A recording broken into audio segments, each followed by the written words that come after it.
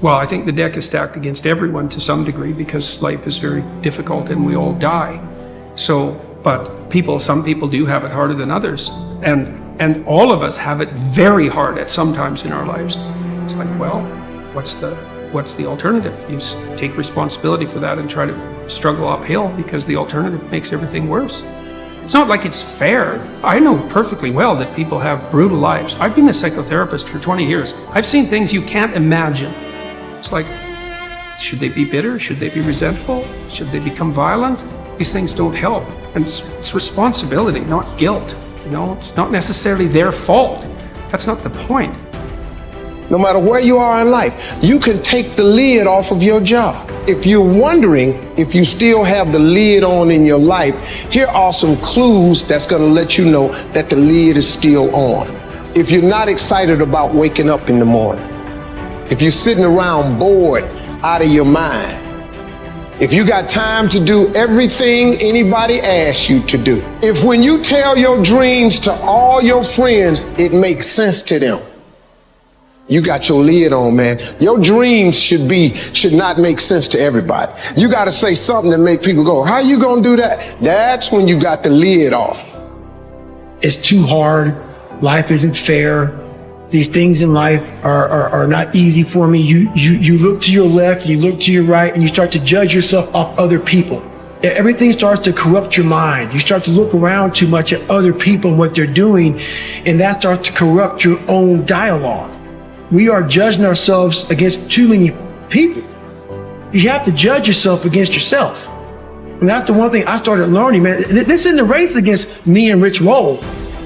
And once you can silence all that bullshit, all the outside interference and things that are attracting your mind to everything, you can then start to grow in realizing I'm stressed out for no reason. This is my own little race. This is my own timeline, and this is how I'm gonna run it. If success were easy, you've heard it a million times. Everybody would be successful. It requires a grit and a toughness to be successful. Making promises to yourself that you don't keep. It's saying, I'm going to do this and not doing it. Because then what happens after that is the self-talk. Self-talk that you create by not upholding the obligations that you make to yourself is ultimately the most destructive thing that you could ever do to yourself. How do you stop making excuses? This is actually pretty simple. And I said it the other day, you have to realize, you have to know, you have to accept that all your excuses are lies.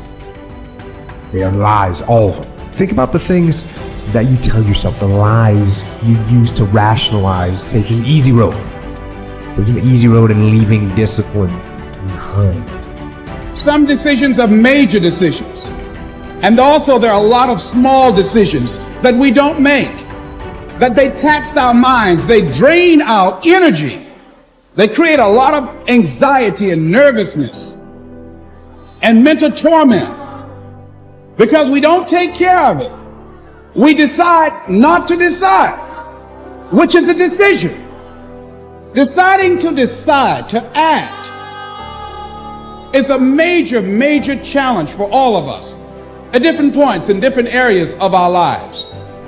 And there are things that happen to us along the way, experiences that we have that prevent us from working through the mental block of acting, of doing those things that we know we ought to do. So when you start thinking, hey, I should do this, go do it. Okay, because the self-talk that naturally rebounds from not doing those things that you tell yourself you're going to do is what literally destroys your self-esteem and your self-confidence, which is why most people have none. It's also why most people think that self-esteem and self-confidence are things that people are born with, not things that people create. This is not a trait, it's a key skill. If you invest into it, you will get a withdrawal out of it. Okay, if you invest into keeping those promises to yourself without any compromise, this is getting done no matter what comes back is you know that you're a person of integrity that you can trust. So start keeping the promises to yourself. And so what I want you to think about is, what is there that you know you need to do, that you want to do this, but for some reason or another, you've been holding back. For some reason or another, you just have not been able to gather your nerves or be able to work through the procrastinating or putting it off or justifying or blaming. Some reason or another, you just haven't done it. And you know you ought to do this. You really want to do this, but you don't know why you haven't done it. Recognize the excuses are not valid. They're conjured up. They're fabricated. They're lies. And how do you stop the lies? You stop the lies with the truth. The truth. The truth will set you free. So, cast out the lies. Burn them down. And listen to the truth.